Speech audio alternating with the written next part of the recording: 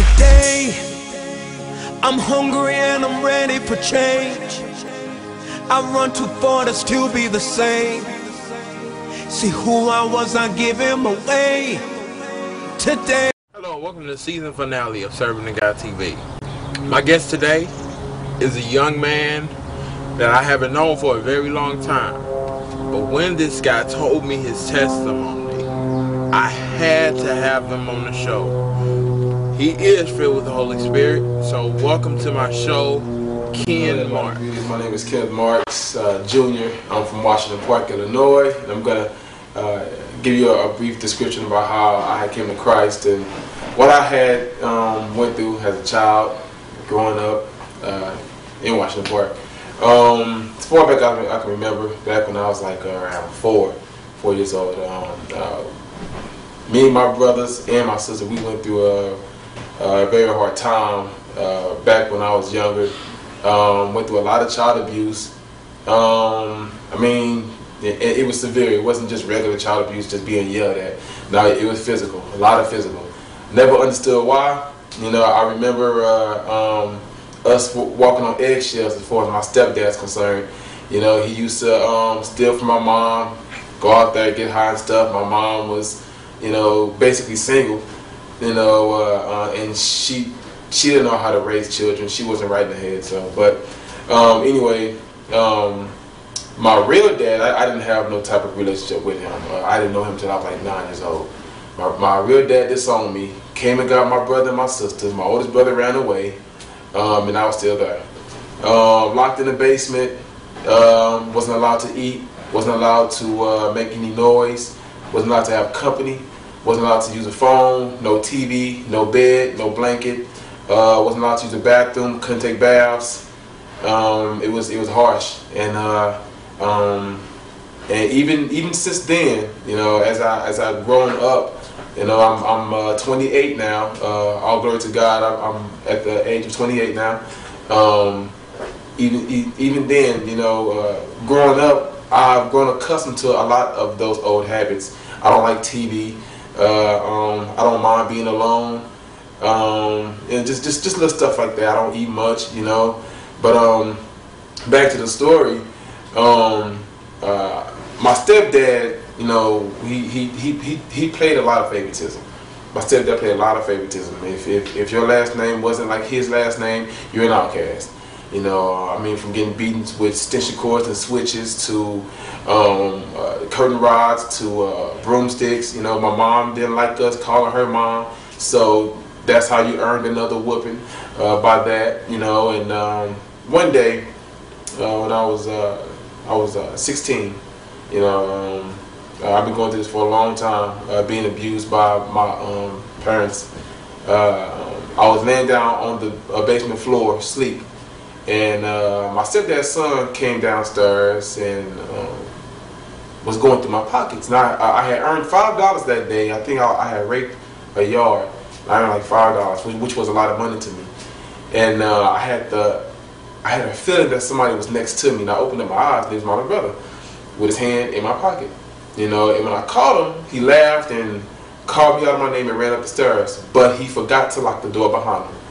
So I took that to my advantage, and I said, you know what, I'm tired of all this. I'm sick of them treating me this way. I don't know what I do to deserve this. I don't backtalk anybody. I go to school, I come home, I'm not a bad kid, you know. And also being in that type of environment, I had to make up imaginary friends and stuff like that. I had to keep myself sane by doing this. I didn't have toys, barely had clothes, but this is how I learned stealing. My second oldest brother, Lawan, taught me how to use a wire hanger and pick the lock from the basement door. It was like an inch wide space where you can look up and you can see the lock. At first it was a latch lock like this, and I would get a wire hanger and put it up under the door and unlatch the lock and lift up on the door so they would make the noise.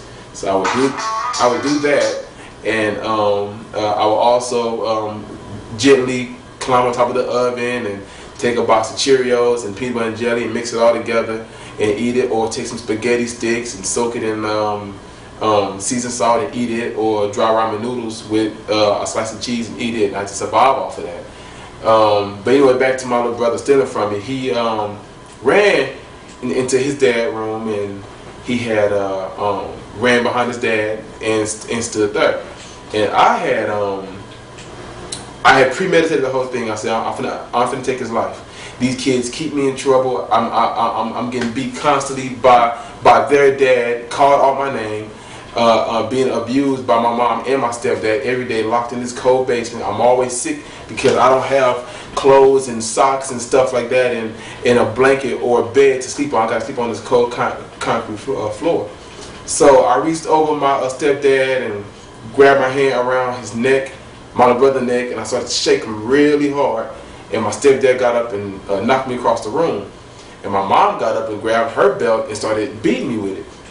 And now my nose was bleeding, and as I'm trying to defend myself and explain why I was trying to choke my little brother, my mom just kept yelling out, I don't want to hear it, I don't want to hear it.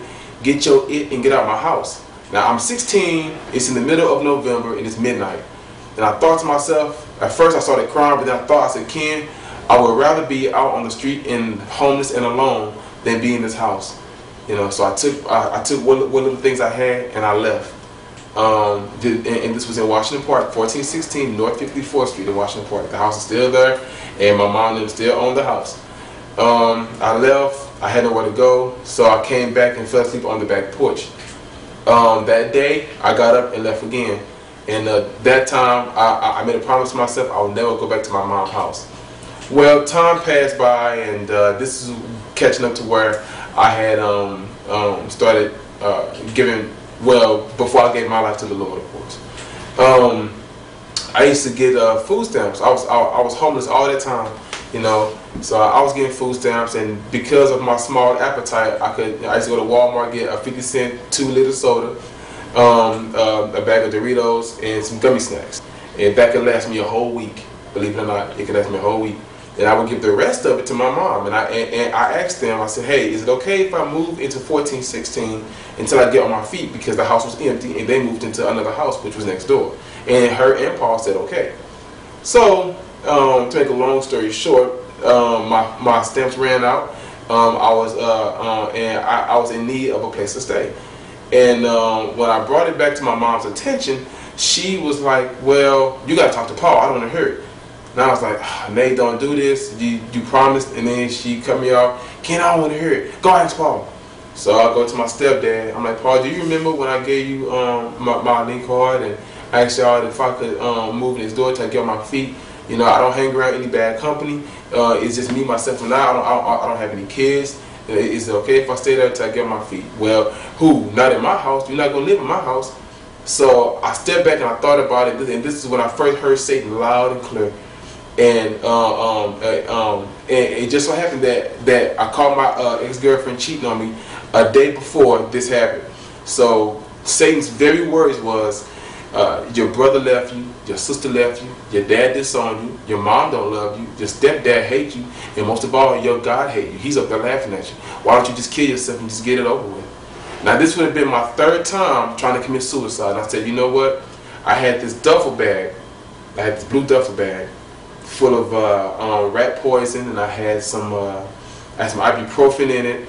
I had some other things in it, and I'm jumping over some of the story.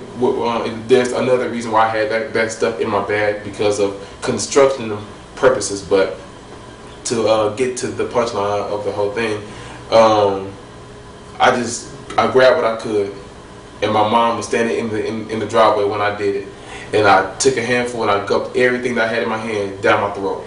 And my mom was like, "What's wrong with you?" And she started shaking me, and I took her hands and I yanked them off me, and I was like, "Don't pretend like you care now, because you had all this time from when I was a baby all the way to I was 16 plus years old to at least pretend like you care, but you never did. You chose Paul over your own kids, and that's why we all separated now." And my head began to spin. I began to get woozy, and I thought I was going to die. And my last words to them was, "I hope I see y'all burning in hell right alongside me." And I woke up at a Kenneth Hall well, St. Mary's, and they put me in the cycle ward. But before they did that, I was on a gurney, and I woke up on a gurney, and my stomach was still feeling queasy, but I was amazed. I was like, why am I still alive? And so I started cursing myself. I was like, Ken, you can't live right, you can't die right, you're just good for nothing. You know, and I was just and I was laying there, and I was like, well, now what I'm gonna do? And they put me in the cycle ward, and you get one window that opened up about an inch. You got a closet that you cannot open because they think that you'll commit suicide, and you get a little twin-size cot that feels like crap. So I laid on it, and this lady came to my room and knocked on the door, and I opened up the door, and she handed me this Bible, and she asked me, have I ever thought about giving my life to the Lord? And I just laughed at her and closed the door in her face. But I still had the Bible in my hand. I sat down, I looked at it, and I threw it across the room. I was like, he's the reason why I'm in this crap. You got all this power, God, but then you're going to sit up there and watch me go through this garbage. You know? And so I laid down, coughed a light, tried to go to sleep, but I couldn't. I got up, and something dawned on me. I said, well, you know what, Ken? It's amazing that you are still alive. Maybe there's a reason to why you're alive. And I cut the light back on, and I started reading that Bible. And then after about an hour or so, I put the Bible down, I started complaining. I ain't gonna say praying, I was complaining. I said, why did you create me? Why you got me going through this? I'm not a bad kid. Why can't I get blessed to one of those rich families or something? You know, why you got me going through this? And this is when I first began to hear the voice of the Lord, when he said that he had a purpose and a plan for me. That I went through what I went through for a reason. That I was going to be ministering to other young people someday that's going through the same thing. And I told him I couldn't be used for ministry. I stutter. I don't know how to talk to people. I don't like people. I was growing up to, you know, in seclusion. I was put away. When I was locked in the basement, it was bars on the windows. I couldn't even open the window. But God said that he had a purpose and a plan for me. And that day, I took it upon myself. I got on my knees and I got on my face. I said, well, Lord, from this day forth, not my will, but let yours be done. And it was 3 days before my 22nd birthday. And after that, I was like, Lord, how am I going to get out of here? They're not going to let me out of here. They think I'm crazy. You know, but 3 days later, no, I'm sorry, 2 days later, they had evaluated me. They had released me. God blessed me with a job at the airport. I was making real good money. My mom and my stepdad was coming back around then with a handout, you know, but I couldn't hold a grudge against them. To me, I was like, they don't know any better, you know, and ever since then, I've been on this narrow path called life, fighting the good fight of faith. Of course, I had my struggles and my trials, but they Is anybody out there going through some of the same things that you went through, Ken? What advice? There's a person out there that's going through depression or even having suicidal thoughts like I had constantly. The words of wisdom that I can give you.